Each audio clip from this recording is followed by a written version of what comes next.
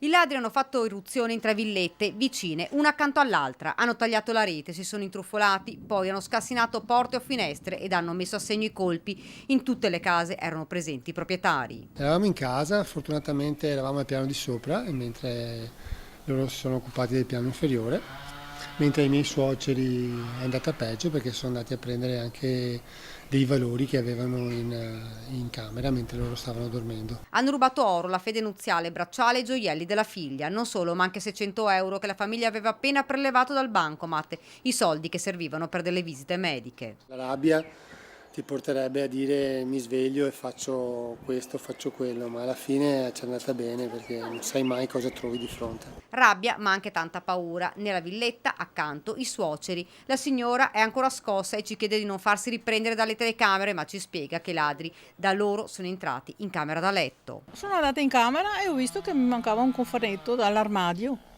ma appoggiato all'armadio avevo il lettino del piccolo di 8 mesi e mamma mia, subito mi sono preoccupata.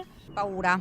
Sì, tanta, solo il pensiero che sono entrati in camera e non abbiamo sentito niente. Sui dati forniti dalla prefettura relativo ai cali dei furti rispondono le vittime. Veramente ieri sera ho sentito il prefetto che ha detto per fortuna sono diminuiti i furti qua, mi ha dato molto fastidio a tutti noi perché naturalmente siamo stati appena coinvolti.